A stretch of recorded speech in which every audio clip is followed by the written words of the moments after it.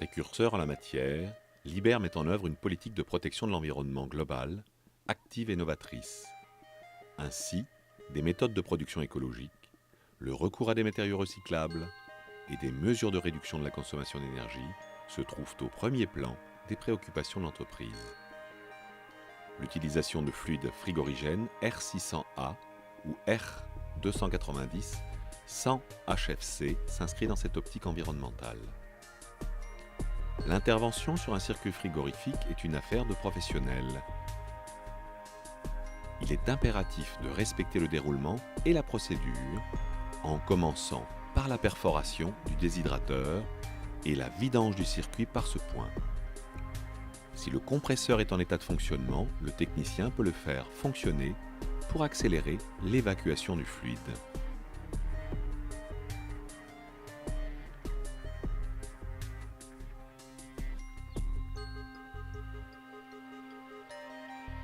Le tube doit être parfaitement propre. Pour cela, le nettoyer à l'aide d'une toile abrasive par un mouvement rotatif.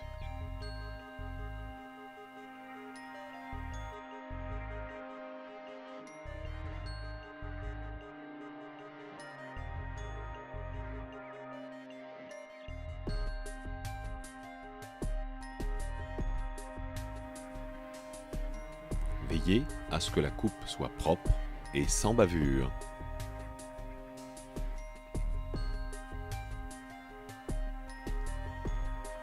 L'intervention sur le circuit est réalisée à température ambiante.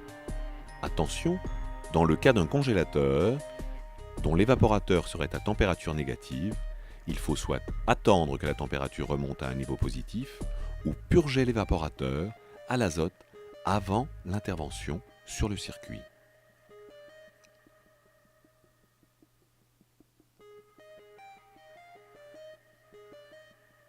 Il est important de respecter le temps de séchage de la colle lock prep dans le cadre de l'apposition des raccords lock ring. Pour le cuivre, laissez sécher pendant 4 minutes à une température ambiante de plus 18. Pour le fer, 8 minutes et pour l'aluminium, 18 minutes.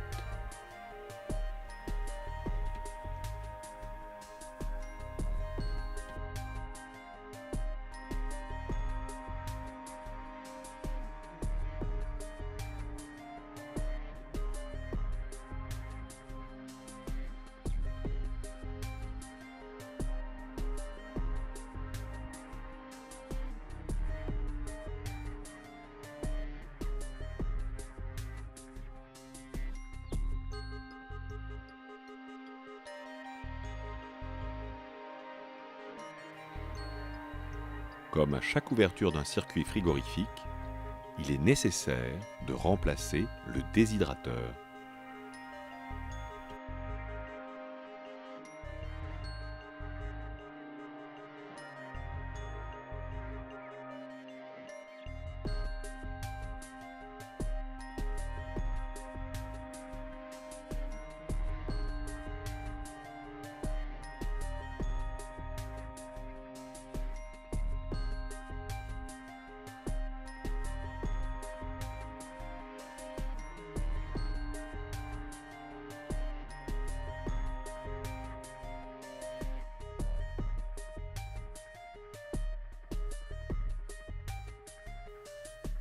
Pour éviter d'obstruer l'extrémité du capillaire, il faut veiller à le faire dépasser du raccord. Appliquez ensuite quelques gouttes de lock prep et tournez le raccord pour bien répartir la colle.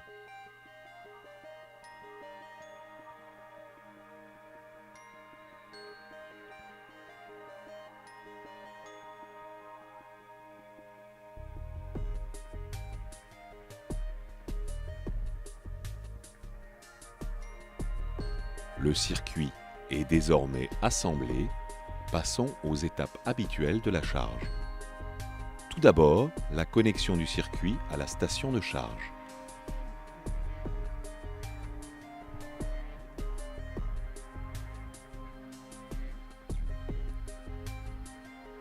Relions à présent la bouteille de fluide R600A ou R290 à la station de charge. La nature et la quantité de fluide sont indiquées sur la plaque signalétique de l'appareil, en l'occurrence 45 grammes.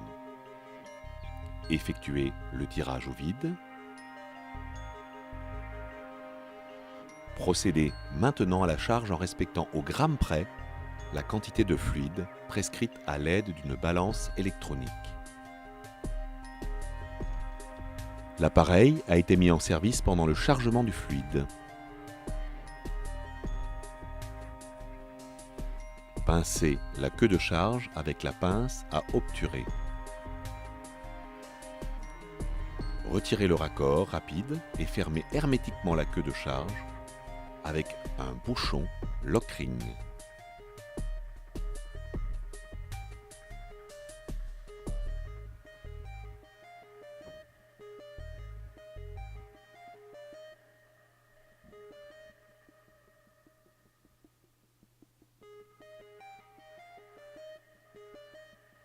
Le process d'intervention concerne les circuits frigorifiques simples, composés d'un compresseur, condenseur, déshydrateur, capillaire et évaporateur, à l'exclusion des circuits à électrovanne.